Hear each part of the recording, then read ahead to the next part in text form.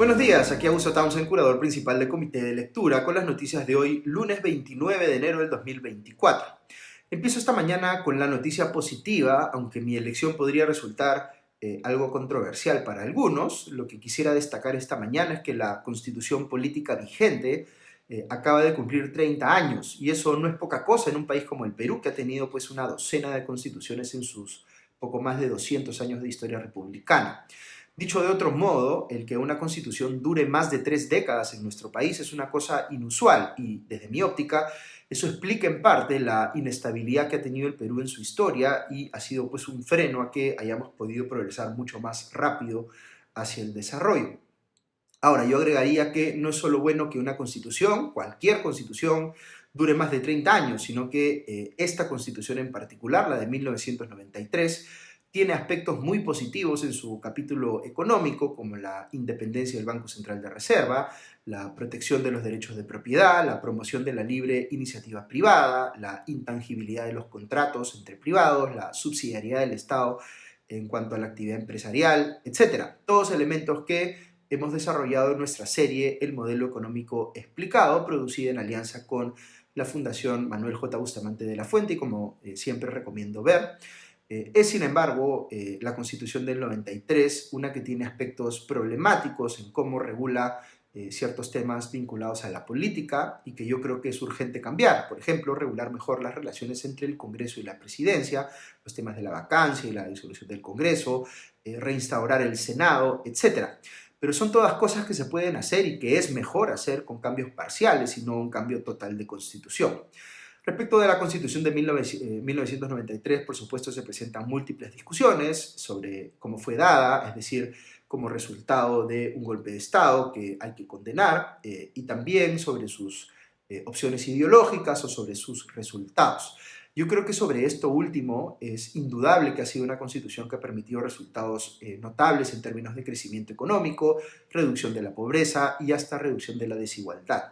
En mi opinión personal, y aquí es donde por supuesto se puede discrepar, aun cuando uno cuestione enfáticamente el autogolpe de 1992, resulta preferible tomar esta constitución que nos ha dado tan buenos resultados y mejorarla con cambios puntuales, que apuntar a crear pues una completamente nueva. Ya lo ocurrido en Chile nos muestra hacia dónde puede llevarnos eso.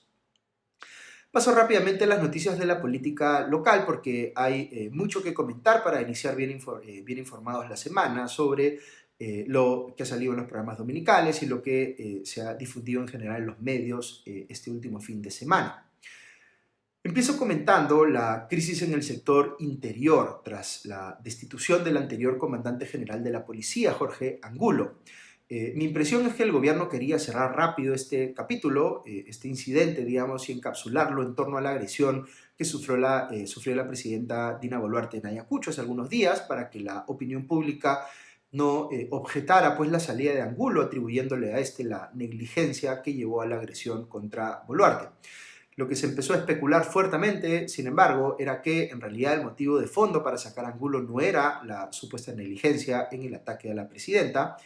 que además no era asunto de su responsabilidad, sino de la Casa Militar de Palacio, cuyo jefe fue finalmente removido del cargo este último sábado, pero curiosamente no ha sido sancionado, sino que ha sido reasignado a la División de Operaciones Logísticas del Ejército.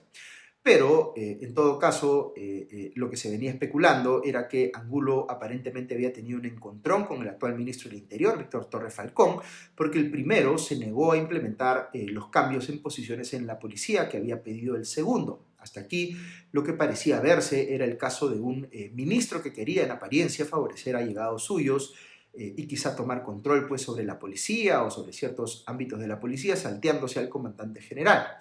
Pero lo que no tenía mucho sentido es que el gobierno fuera pues a dejar pasar esto, con todo el escándalo que ya se empezaba a generar, sin que hubiera algo en específico que le interesara a la presidenta Boluarte o al primer ministro Alberto Tarola de los cambios que estaba impulsando Torres. Lo que nos hemos enterado anoche por los programas dominicales es que entre los cambios que pidió Torres a Angulo estuvo el pase al retiro del coronel Harvey Colchado, integrante del equipo especial de fiscales que investiga la corrupción en el poder. En virtud de tal rol, le toca a Colchado pues investigar a los integrantes del propio gobierno y lleva también casos que involucran actores políticos con los que se presume que el gobierno tiene pues, un entendimiento en el Congreso.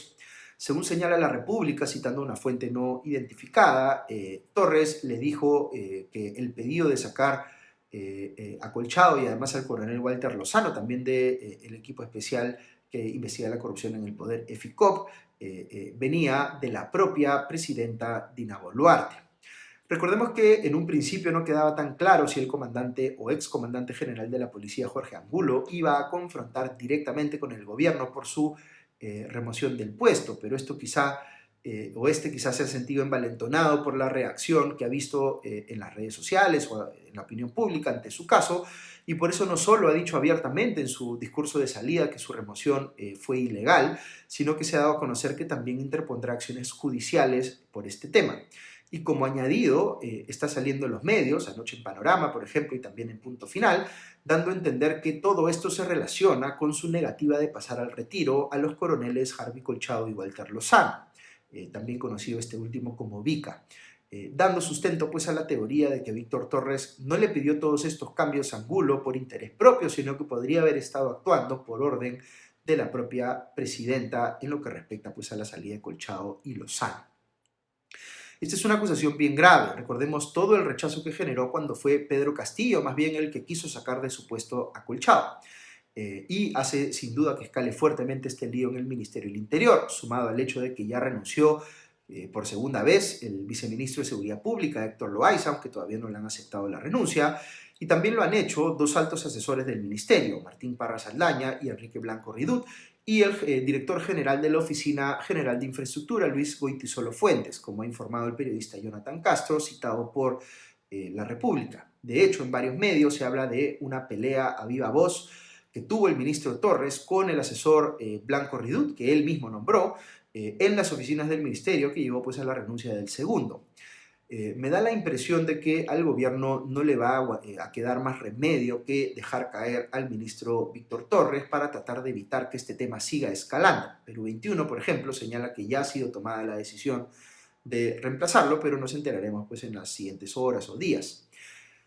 Ok, otro asunto a destacar de los programas dominicales es un reportaje de Panorama que mostró nuevos casos de injerencia del hermano de la presidenta, Nicanor Boluarte, en el nombramiento de personas tanto en el despacho presidencial como en el Ministerio de Desarrollo e Inclusión Social, el MIDIS.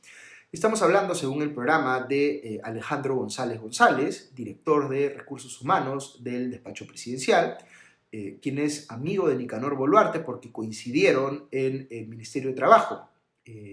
Aunque, digamos, este sujeto González González negó en sus redes sociales tener o ser conocido, amigo, digamos, de Nicanor Boluarte. También menciona Panorama a Jorge Tábara Vallejos, quien trabaja en la Unidad de Tecnologías de la Información en el programa País del MIDIS e ingresó a ese puesto cuando Dina Boluarte era titular de la cartera.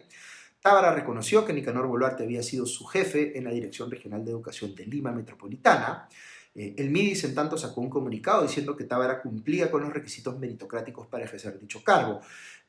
Aquí un brevísimo comentario para contextualizar todo lo que se ha venido conociendo o denunciando sobre Nicanor Boluarte. Él ha pasado por varias entidades del Estado y ha llegado a ser incluso viceministro. De esa experiencia podría pues conocer cuadros técnicos que recomendar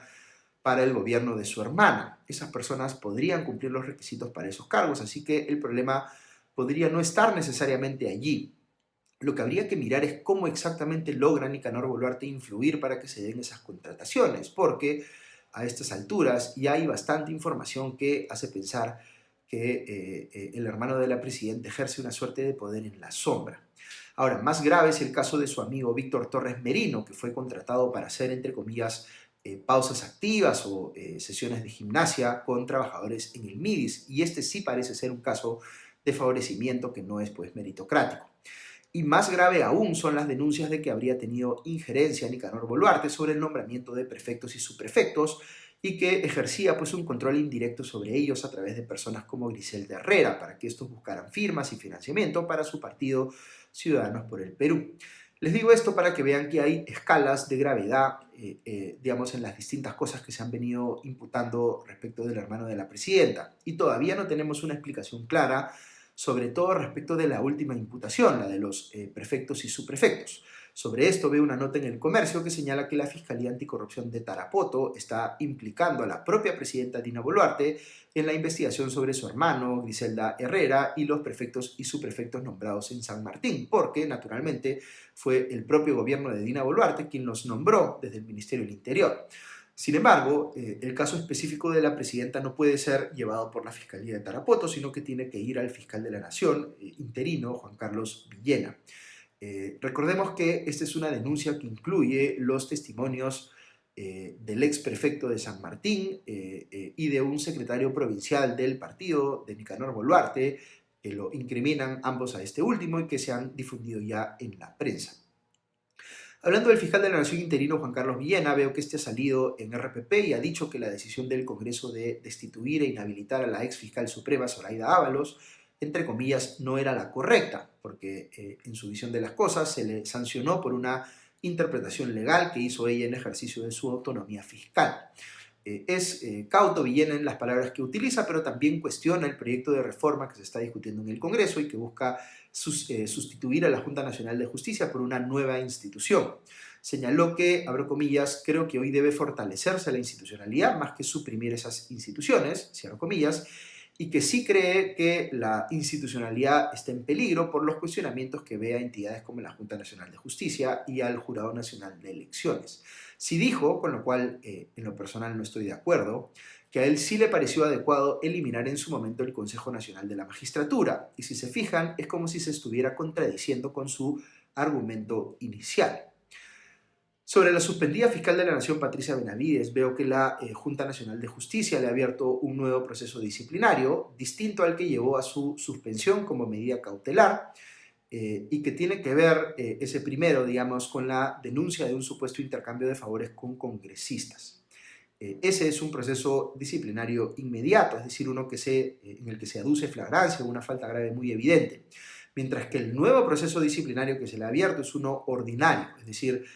tiene un plazo mayor y mayor espacio para presentar pruebas. Y este segundo proceso tiene que ver con la denuncia por haber supuestamente favorecido Patricia Benavides a su hermana, la jueza Enma Benavides, cambiando a la fiscal que la investigaba, Bersabet Revilla, por supuestamente haber liberado a Enma Benavides a personas vinculadas con el narcotráfico. Yo no puedo decir a ciencia cierta si la jueza liberó o no a narcotraficantes o si cometió o no un delito vinculado a ello. Todo esto debe ser, por supuesto, esclarecido por el Poder Judicial y ella tiene presunción de inocencia.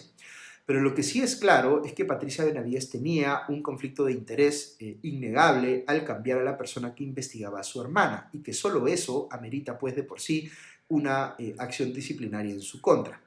Pero también hay otros cambios de fiscales que motivan este segundo proceso ante la Junta Nacional de Justicia, como la remoción de la fiscal Fanny Quispe, que veía el caso de los cuellos blancos. Menciono rápidamente algunos casos más antes de terminar el podcast. Un reportaje de Cuarto Poder mostró que la ex primera ministra, hoy en prisión, Betsy Chávez,